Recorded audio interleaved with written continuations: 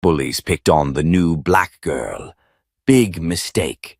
A minute later, they were begging. The slap of sneakers on concrete echoed down the sidewalk as Autumn Carter stepped off the bus and into her first morning at Maplewood High. Her hoodie was pulled halfway over her braided hair, earbuds tucked deep in her ears, eyes focused straight ahead. She didn't need the welcome party, but one was waiting for her anyway. Brad Covington stood with his arms crossed near the bike racks, flanked by two of his usual sidekicks, Ethan and Derek. Brad had the smirk of someone who'd never been told no in his life. He spotted Autumn the moment she stepped onto school grounds and elbowed Ethan. "There she is," he muttered. "The new girl from Detroit. Heard she had to switch schools after a fight. Wonder if she brought her little gang with her." Ethan snorted. "She's tiny. Look at her. She probably cried her way here." They moved forward in a pack. Autumn saw them coming from the corner of her eye, but kept walking. Her mother had warned her to keep her head down. "Let this place be a clean start, baby," Denise had said last night as she helped unpack boxes. "No more fighting. You're not there anymore." But clean slates were hard to keep when boys like Brad looked at you like you didn't belong. "Yo," Brad called out. "You deaf or just rude?" Autumn slowly pulled out one earbud, her face unreadable. "Excuse me?" "I said," Brad took a step closer. "When someone speaks to you, it's polite to answer, or maybe they don't teach that wherever you came from." "Detroit," she said plainly. "And yeah, we teach respect, especially when someone's 3 inches from getting their face cracked on the pavement." Derek let out a laugh. "Yo, she's got a mouth." Brad's eyes narrowed. "You threatening me?" Autumn didn't flinch. "Just giving you the same courtesy you gave me." That was the moment everything snapped.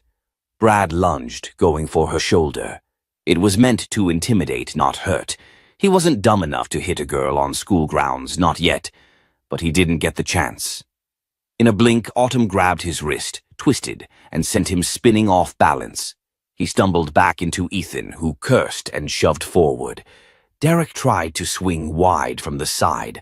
Autumn ducked, hooked her leg behind his knee, and dropped him with a smooth sweep. Ethan lunged, fists raised, only to catch a controlled palm to the chest that sent him reeling back into the bike rack. Brad got up, eyes blazing. "You think you're some kind of ninja freak?" Autumn stepped back into a calm stance. "No, I just don't like bullies." Phones were already out. The crowd that had gathered, students heading into school, a few lingering by the front steps, erupted in shocked murmurs. Some were cheering, a few were filming. And in the background, the vice principal's voice crackled over the intercom, announcing first period like nothing had happened. Autumn exhaled and picked up her backpack. She didn't say another word, just walked past the crowd like nothing happened. But inside, her heart was pounding. That wasn't the plan. 2 hours later, Autumn sat outside Principal Anderson's office, arms folded, face neutral. She could hear the low murmurs from inside, probably Brad's parents and someone from the district. Her mother hadn't arrived yet. The secretary, a silver-haired woman named Ms. Lyle, gave her a sympathetic glance. "You doing okay, hon?" Autumn nodded, but her jaw was tight. The door finally opened. Principal Anderson, tall, mid-50s, with a shaved head and deep lines around his eyes, gestured for her to enter. She walked in and sat. Her mother, Denise, had just arrived and looked rattled. "Autumn," she hissed, "what did we say about this?"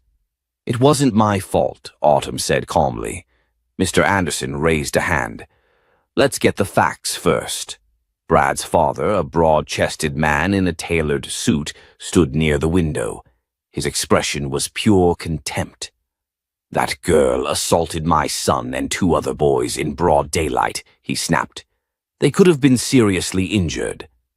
Mr. Anderson turned toward Autumn. "Tell me what happened. From the beginning."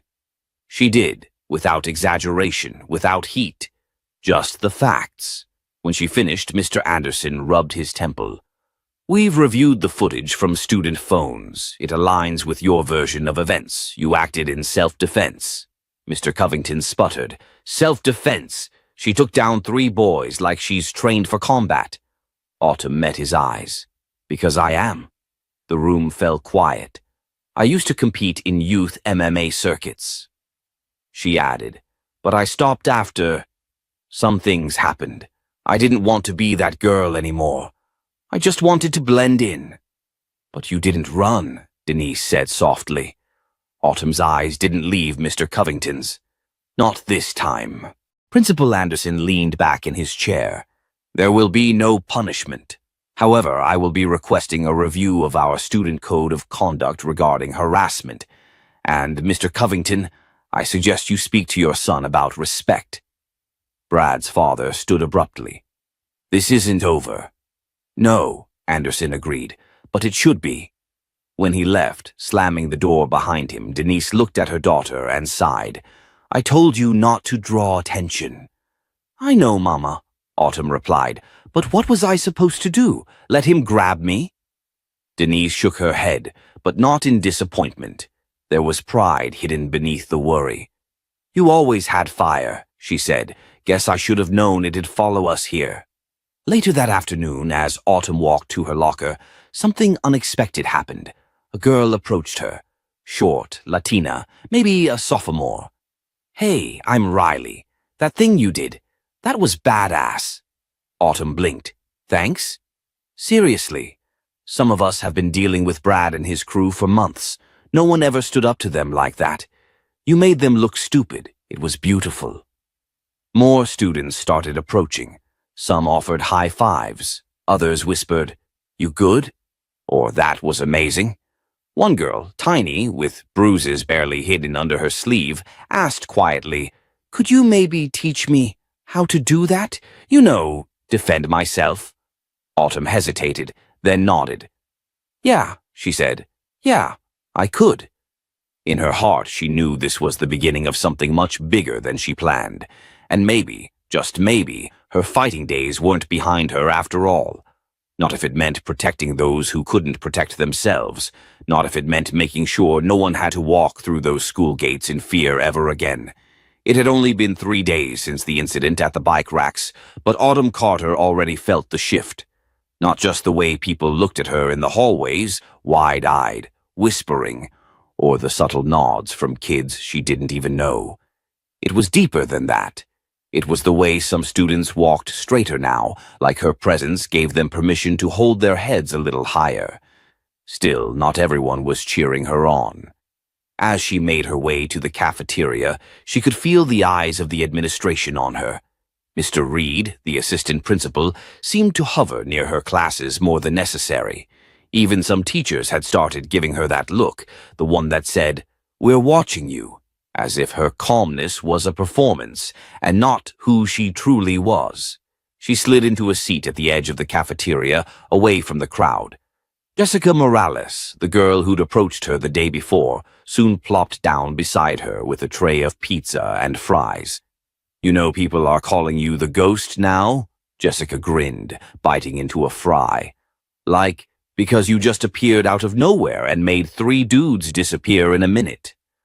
Autumn rolled her eyes, though a smile tugged at the corner of her mouth. "That's ridiculous." "It's awesome, is what it is. And get this, Brad's not back yet. Word is, his dad's threatening to sue the school unless they expel you." Autumn's smile disappeared. "Of course he is." Jessica leaned in. "Don't let that shake you. Everybody knows what happened. You didn't start it." "Doesn't always matter," Autumn said quietly. Before Jessica could respond, a voice rang out from across the cafeteria, loud, sharp. "Hey, Karate Kid, you taking students yet?"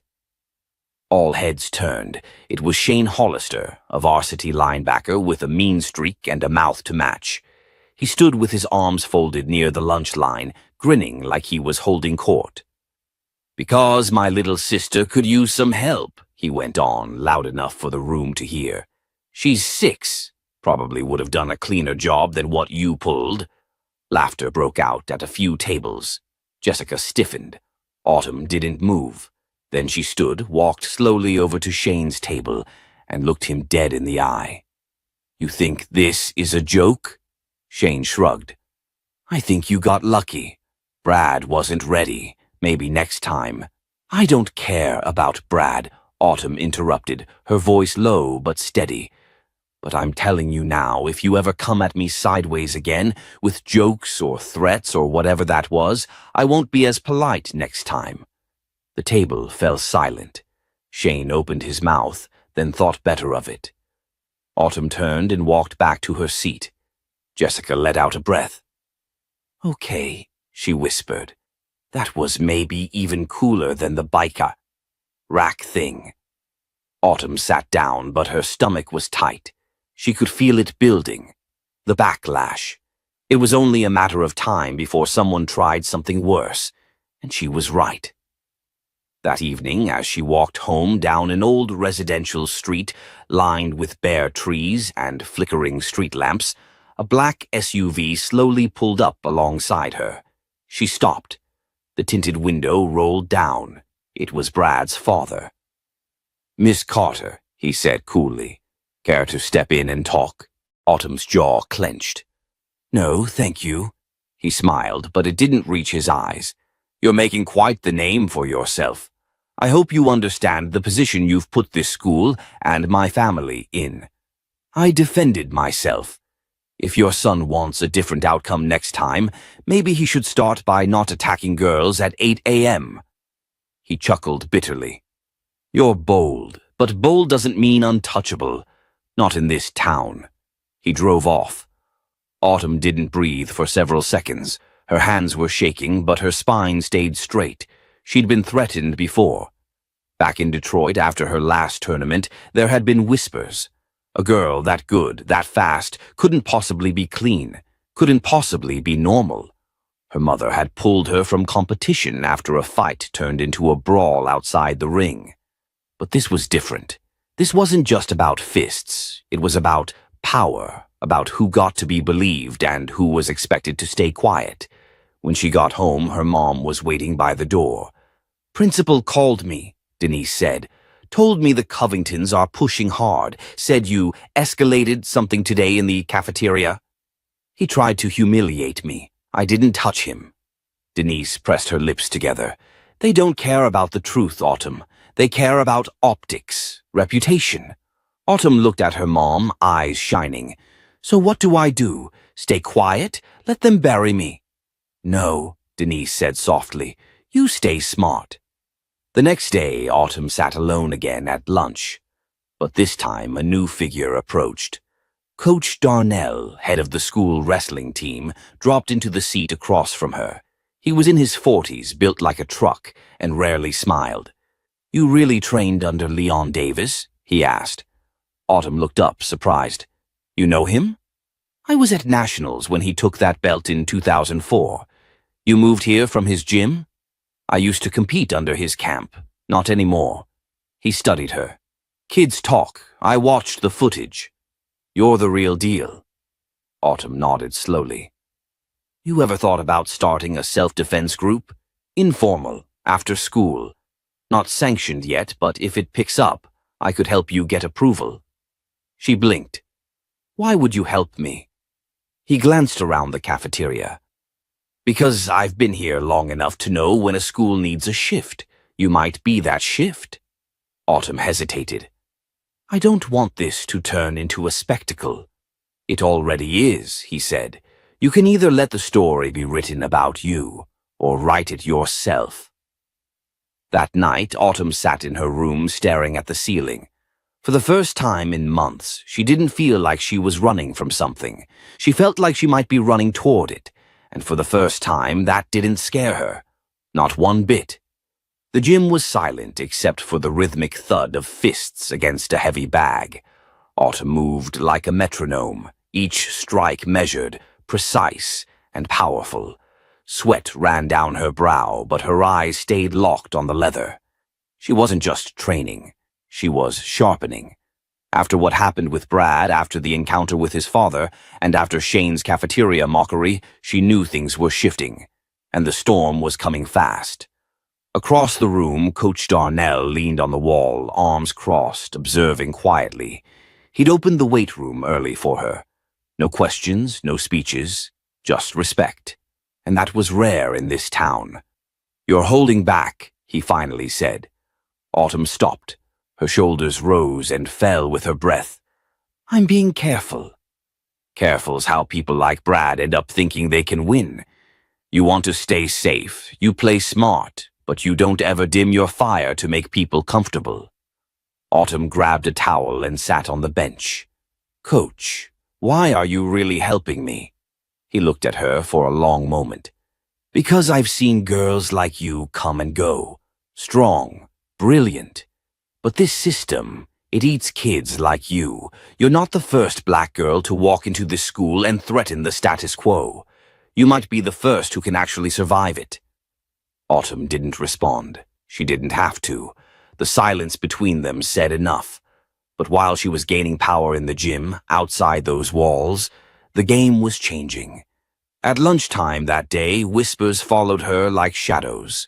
A rumor had started, one that she forged medical records to enroll, another that she'd been kicked out of her last school for assault. None of it was true, of course, but it didn't matter, because lies traveled faster than any truth ever could. She pushed open her locker after English class and found a note taped inside. "Go back to Detroit. We don't need your kind here." Her fingers crumpled the paper into a tight fist. That night at dinner, her mom noticed the tension. "You haven't said a word since you got home." "Rough day?" Autumn hesitated, staring at her pasta. Then she sighed. "They're trying to break me. Not just Brad or his goons. Everyone. The teachers who look through me, the whispers, the lies. Like I'm some threat just for existing." Her mom reached across the table, touching her hand. "You are a threat," Denise said calmly, "but not for the reasons they think. You're everything they're afraid of. Smart, strong, unshakable." Autumn smiled faintly. "I don't feel unshakable." "No one does. Not even the heroes. They just keep showing up anyway." Later that night, Autumn sat by the window with her phone. Messages were coming in faster than she could keep up with. @Brad47 posted a video. "New girl's got anger issues. Maybe she needs a vacation or therapy." Underneath, comments flooded in. "She's probably on steroids." "Bet she snapped a neck back in Detroit. Thinks she's Ronda Rousey. LOL. Autumn stared at the screen, numb. Then a new message popped up. It was from a private account.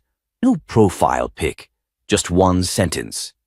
"You want to fix this? Meet me at the East Bleachers. Midnight." She narrowed her eyes. This could be a trap, or it could be what she needed. Either way, she was done playing defense. At 11:59 p.m., Autumn pulled her hoodie over her head and slipped out the back door. The night was still, but the tension in her chest roared. When she reached the bleachers, a figure stood waiting in the dark. It was Shane. Not in his usual bravado. He was alone, hands in his pockets, jaw tight. "You showed," he said. "You're the one who called me out. So say what you came to say." He looked down for a moment, then back at her. "I was there when Brad's dad came to the school. Heard him tell Principal Knowles that either you get expelled or the Covington Foundation pulls funding." Autumn's face didn't change, but inside, her heart pounded. "They're pushing hard," Shane continued. "But here's the twist. Knowles, he's not on their side, not fully. He wants things quiet, but he's not stupid." "Why are you telling me this?" "Because I saw the footage. Brad got what he deserved. And honestly," Shane sighed, "I'm tired of being part of their little game. They've got everyone scared, even staff. But you," he shook his head, "you're not scared. You don't know me." "No," he said, "but I want to." She raised an eyebrow. "I mean, I want to help," he added quickly. "Things are gonna escalate. And you're gonna need allies. People who know how the system works from the inside." She didn't answer right away. Finally, she nodded. "I don't trust you." Fair. But I'm listening. And just like that, the game shifted again. The next morning, a firestorm hit. Autumn arrived to school to find posters everywhere, photocopied images of her face, captioned with the words, unstable, violent, dangerous. They were plastered on lockers, bathroom mirrors, even slipped into teachers' mailboxes. But by second period, a new set of posters appeared, this time with Autumn's face again, only now with words like courageous, strong, unbreakable. At the bottom of the flyer, we stand with Autumn Carter. Shane had kept his word, and apparently so had others. More students began speaking up. One girl posted a video about being bullied by Brad last year. Another shared texts where he threatened her if she didn't go to prom with him. By the end of the day, the Covington's golden boy had cracks in his armor. And Autumn? She wasn't just surviving anymore. She was winning. Autumn Carter stood at her locker, her fingers clenched around the metal vent as whispers floated down the hall like smoke. The posters had been taken down, but the silence they left behind buzzed louder than the noise. No one dared speak to her directly, but everyone was watching. That afternoon, Principal Knowles called her to his office. "Miss Carter," he said, folding his hands as she sat across from him, "I assume you know why you're here. If this is about the posters, I had nothing to do with them." Knowles shook his head. "This isn't about the posters. It's about what's coming next." She sat up straighter. "Meaning?" "Brad's father, Lawrence Covington, he's not backing down. He's convinced you're a threat to his son, and by extension to this school. He's pushing the board to take disciplinary action." "For what? Defending myself?" "I agree with you, but this town doesn't always run on fairness. It runs on fear and money." Autumn's jaw tightened. "Then what happens now?" "I'm trying to buy you time," Knowles said, surprising her. "But you need to be smart. Whatever you do next, make sure it doesn't give them more ammunition." She stood to leave, but paused at the door. "And if that's not enough? Then I hope you've got more allies than I do." She didn't answer.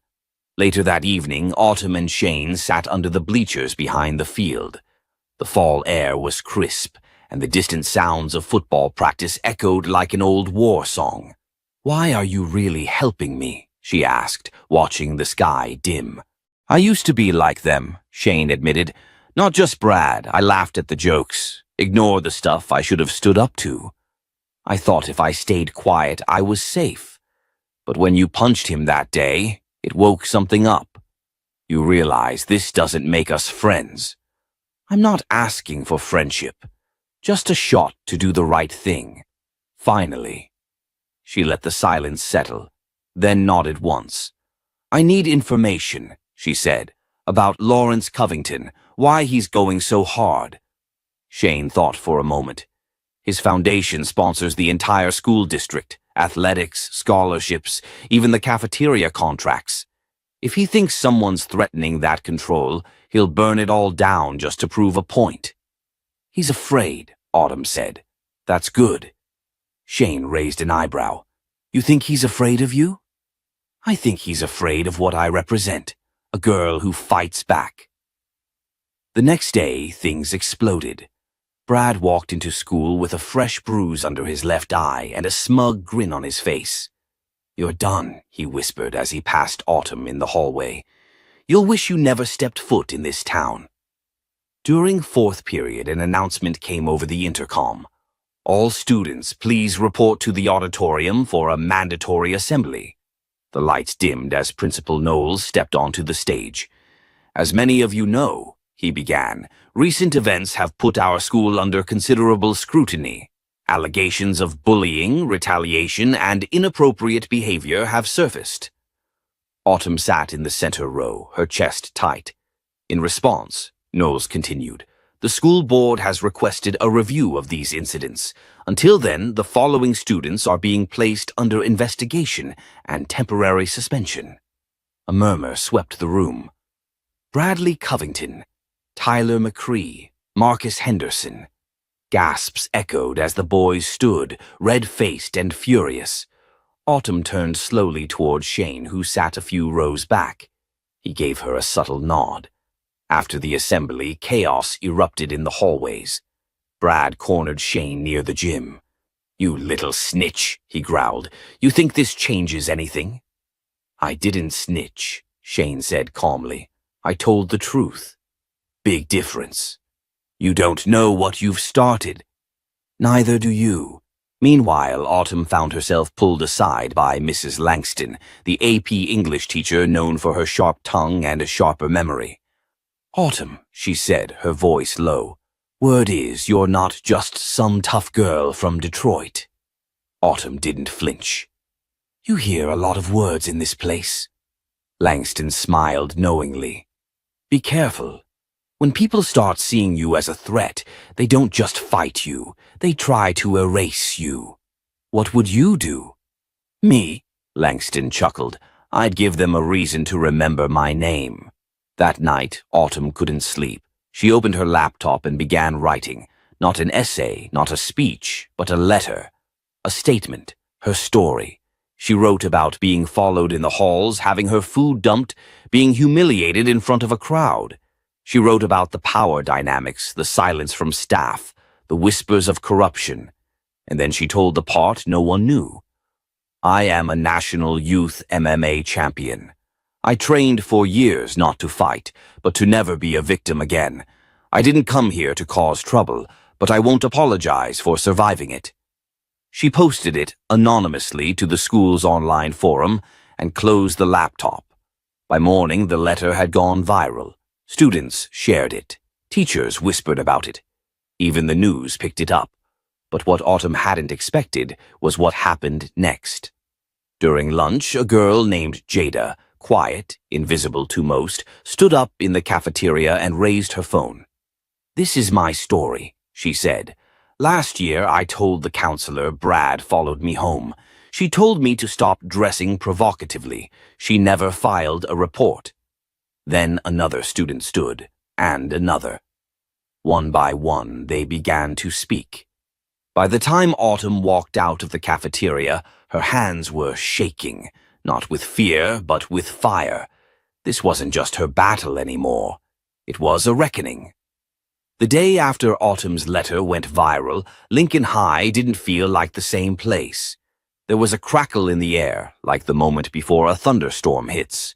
Whispers no longer followed her in shame. They floated with curiosity and awe.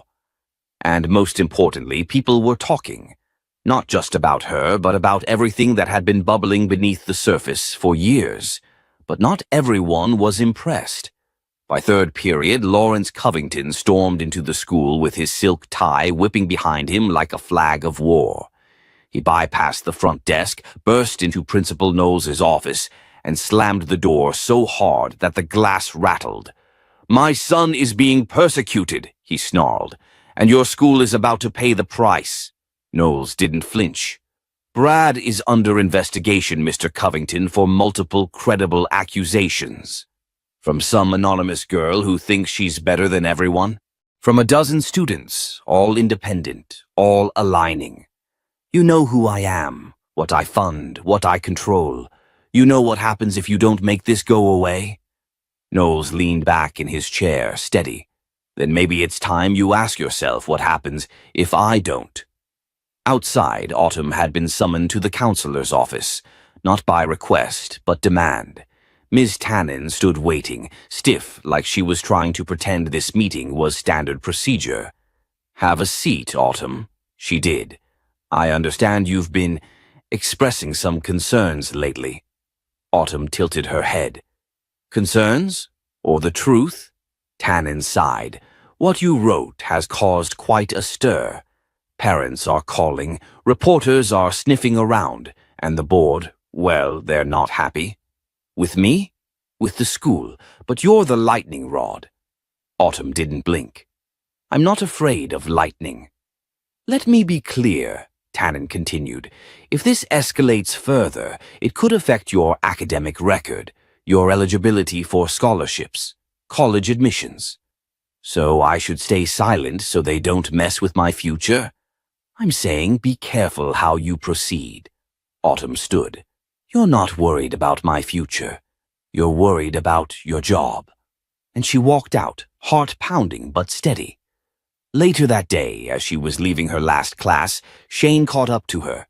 You need to see this, he said, pulling out his phone. He opened a video. The footage was grainy, taken from a hidden angle but unmistakable.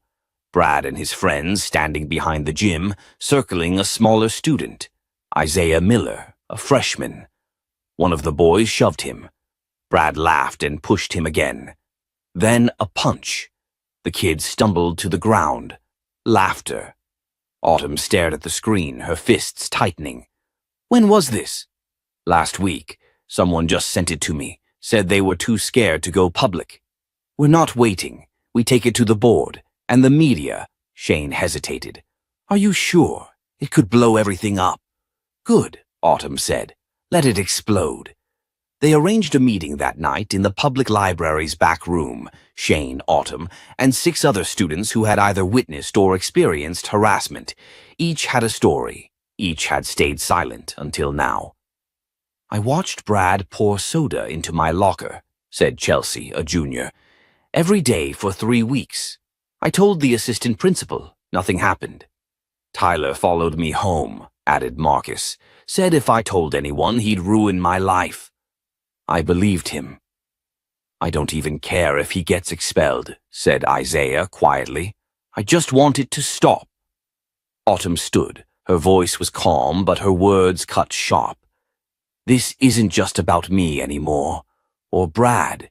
It's about a system that let it happen, that covered for it, that protected power instead of people. Shane nodded. So what do we do? Autumn pulled out a flash drive. We're going public.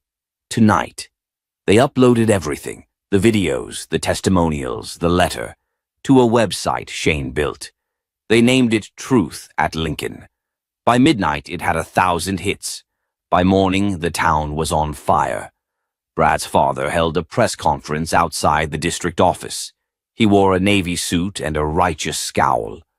These are lies, he declared. Fabrications meant to damage my family's name. We will pursue legal action against those responsible. But then a bombshell dropped. Autumn had contacted an outside civil rights organization. They launched a formal inquiry into the school, the district, and Covington's financial entanglements. The press latched on. And for the first time, Lawrence Covington didn't look like a man in control. He looked scared. Autumn watched it unfold from her living room, her mom beside her, silent. You didn't tell me everything, her mom said finally. Autumn looked down. I didn't want you to worry. I'm always going to worry. That's the job, but I'm proud of you. She squeezed Autumn's hand. You're doing something I never could. That night, Autumn couldn't sleep. Not out of fear, but because her mind wouldn't stop racing. There was more coming. She could feel it. Just before dawn, her phone buzzed. A message, no name, just a screenshot.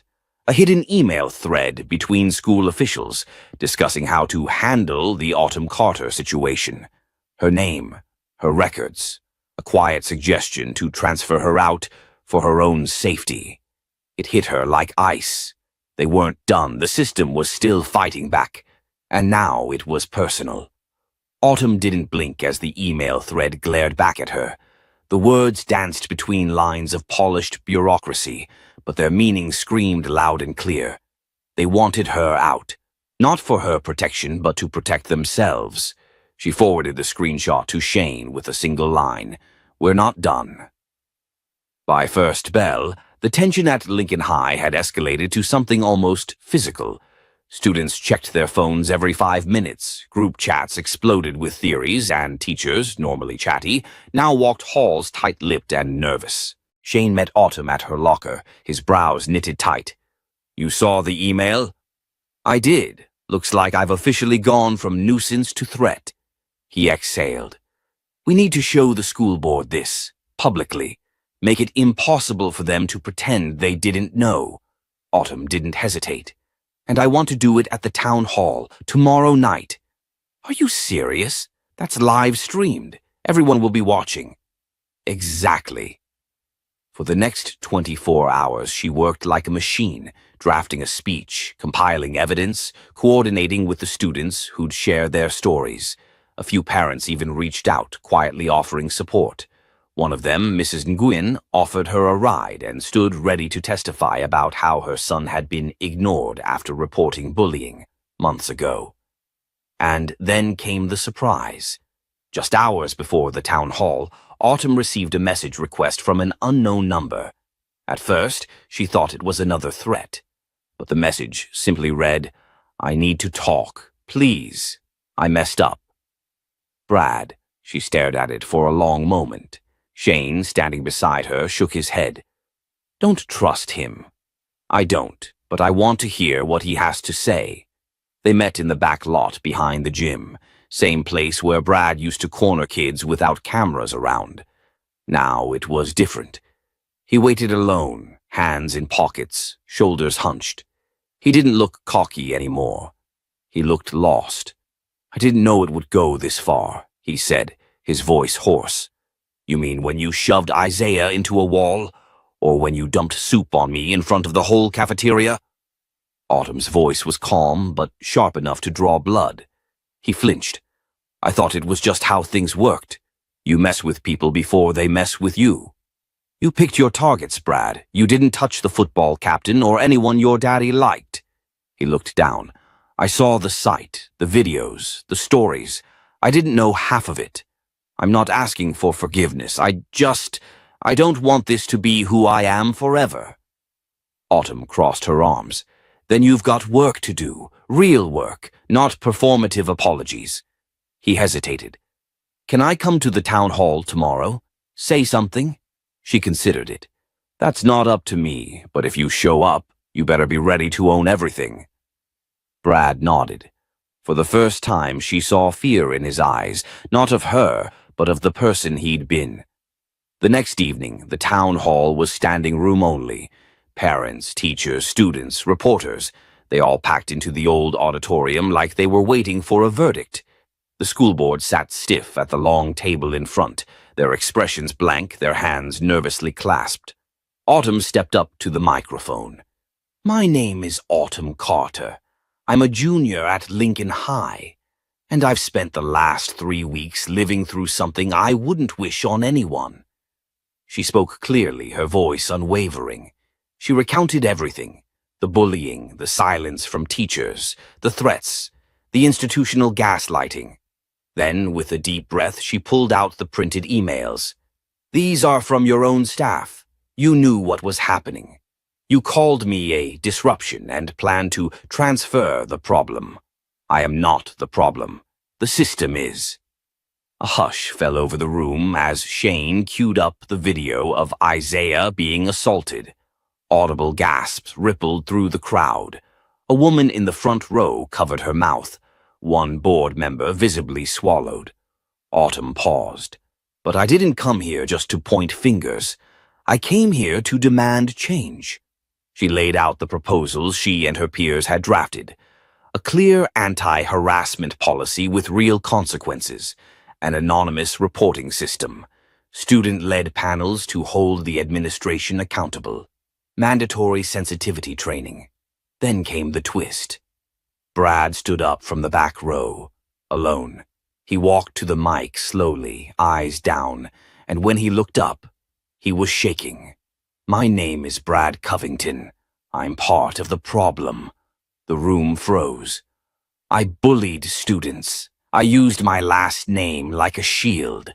I knew people were afraid to speak up because of me, and I liked it. I didn't just fail as a person. I helped keep a whole system broken. And I'm sorry." The silence was heavy. Then a voice, Marcus from the library meeting, stood up. "Then help us fix it." And just like that, the room shifted.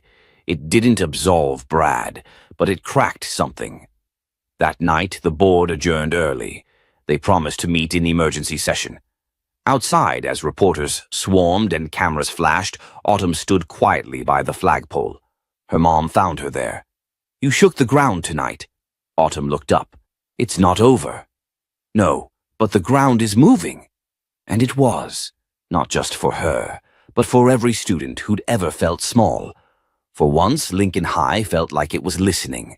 Autumn sat in the back of her mother's car, staring out the window at Lincoln High, now bathed in early morning fog. The night before still clung to her skin, the lights of the town hall, the electric hum of hundreds of people watching, the tremor in Brad's voice when he confessed. She hadn't slept, not because of fear, but because of everything that came next. The school board hadn't responded publicly yet, not a word. But the story had exploded overnight. Local news had already picked up clips from the live stream. The hashtag #StandWithAutumn was trending. Students were tagging their own stories. Teachers at other schools had started speaking up. As Autumn walked into school, the halls went quiet again. But it wasn't the same tension. People weren't avoiding her. They were looking. Some nodded. Others smiled. A few kids she didn't even know gave her a quick thumbs up before hurrying past. Shane met her at her locker, holding his phone like it was radioactive. They're having a closed-door meeting right now. Emergency board session. Parents are camped out in front of the administration building like it's a protest. It is a protest, she said. But just as quickly as momentum had built, something cracked the air. Her phone buzzed with a push notification. School board releases statement. Carter suspended for breach of protocol. What? Autumn's voice dropped. Shane blinked. No way, that can't be real. But it was. The statement, cold and sterile, accused Autumn of disrupting school order, violating privacy by sharing video evidence, and organizing unsanctioned gatherings. It framed her town hall speech as reckless behavior that endangered students' safety. It was signed off by the superintendent. Are they serious? Shane said, pacing in front of her. After all of this? After Brad's confession? They're still trying to paint you as the threat? Autumn felt the heat rush to her cheeks. Not from shame, but from rage. Her breath trembled in her chest, her fingers curling around her phone like it was a weapon. And then her mom called. Autumn, I just got the notice. It was emailed to the house. I'm already on my way to the district office. I'm coming with you. No, I need you to stay at school today. Mom, they just suspended me. What am I supposed to do, smile through math class? Her mom hesitated, then said, You started this movement by being present. Finish it the same way. Autumn hung up. When she turned the corner into the main hallway, the entire student body was gathered. At least 200 kids, all silent. At first, she thought something had happened. Then she saw the sign, a huge white banner strung across the lockers. If Autumn's suspended, we all walk. It took her a second to process it. Brad stood near the front. So did Marcus. So did Emily and Isaiah. Kids who hadn't spoken to each other since freshman year were now shoulder to shoulder. Shane handed her a megaphone. You said we needed to do this publicly. Autumn took it, stunned. Her voice cracked at first. I didn't ask you all to do this. Emily stepped forward. You didn't have to. You made it okay to not be silent. Brad nodded. They can suspend one of us. Maybe a few, but not all of us. The principal, Mr. Dorsey, came barreling down the hall with 2 security officers. Everyone back to class now. This is a direct violation of— No! It was Autumn's voice, clear, ringing over the megaphone. We're not going anywhere. Mr. Dorsey's face turned red. This is grounds for suspension, expulsion. Then expel all of us, Shane said. You don't have that authority, Emily added. This is peaceful protest. Teachers began filing into the hallway. Some stood behind the students. One even slipped his staff badge off and placed it in Autumn's hand. I've been waiting for someone brave enough to do this, he whispered. Then, like it had been waiting its whole life, the building cracked into cheers. Kids began chanting, Justice for Autumn! Justice for Autumn! The sound rose to the rafters, echoed down the stairwells, out into the parking lot. The district office couldn't ignore it. That afternoon, the school board called for a press conference. Autumn, standing in front of the Lincoln High steps, watched as the superintendent took the podium, flanked by several board members, now looking far less smug than they had days ago. "We have reassessed our decision in light of new evidence and community response. Autumn Carter's suspension has been rescinded."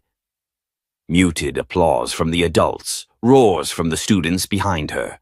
"But more importantly," the superintendent continued, "we acknowledge a failure in oversight, in leadership, and in our responsibility to protect our students. Effective immediately, a full independent investigation will begin. Staff members who fail to report bullying will be reviewed. We will also establish a student oversight council to address discrimination and harassment complaints moving forward." Autumn didn't smile. She turned to Shane, whispering, "I want more than policy. I want accountability." And she would get it. Later that night, she sat on her porch, legs tucked under her, watching as a late summer breeze stirred the leaves. Her mom brought her a cup of tea and sat beside her. "I'm proud of you," Autumn exhaled slowly. "It's not over." "No," her mom said, "but you've made sure it's finally begun." The auditorium at Lincoln High had never been this full, not even for graduation. Local reporters lined the back, cameras rolling.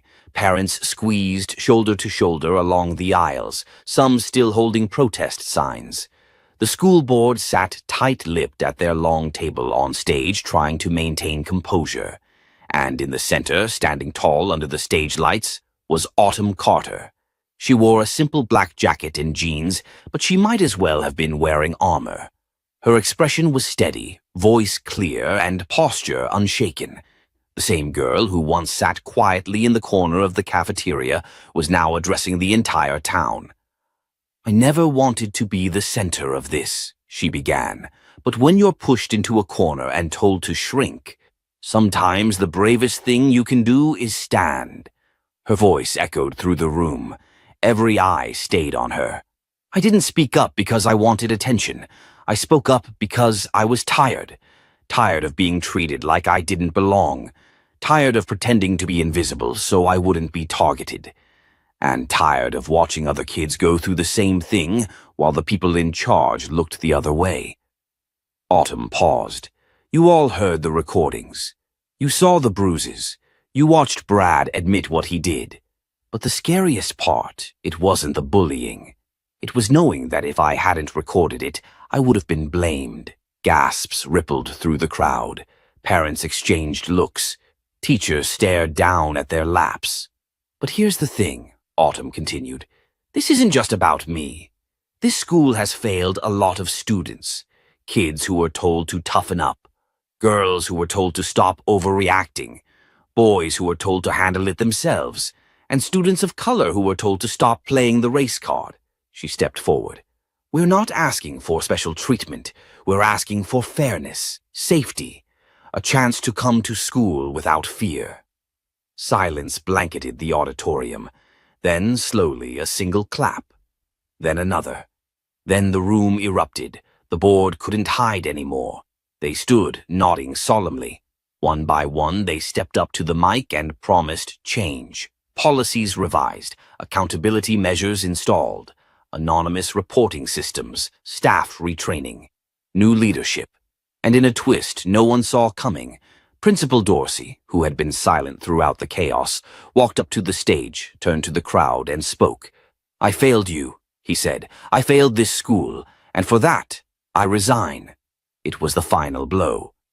The next morning, local news stations ran the headline, "Lincoln High, Student Forces System Overhaul." Photos of Autumn standing firm at the podium went viral. Even a few national outlets picked up the story. But Autumn didn't do it for fame. She spent the following weeks helping organize peer support groups. She worked with Ms. Jefferson to host open forums for students to talk about what they'd been through. She even met with state representatives to advocate for safer school environments. Brad? He transferred out. But before he left, he handed Autumn a handwritten apology. I was taught to lead by force. You led by courage. I see the difference now. It wasn't forgiveness, but it was a start. The school changed, the students changed, and Autumn? She became a name people didn't whisper about in hallways, but one they said with pride. Months later, on a calm Saturday afternoon, Autumn sat outside with her camera phone, recording a short video. Hey guys, if you followed this journey, thank you. This isn't just my story, it's ours. If you've ever felt voiceless, unseen, or unprotected, I hope this reminds you that one voice can shake a system. She smiled into the lens. If you believe in that too, hit like, subscribe, and share this with someone who needs to hear it. Because sometimes, the quietest person in the room is just waiting for the right moment to speak. She hit post, and somewhere across the country, another kid watched it and stood a little taller. If this story moved you, don't forget to like, subscribe, and turn on notifications for more powerful stories just like this. Your support helps voices like Autumn's get heard. Let's stand up together.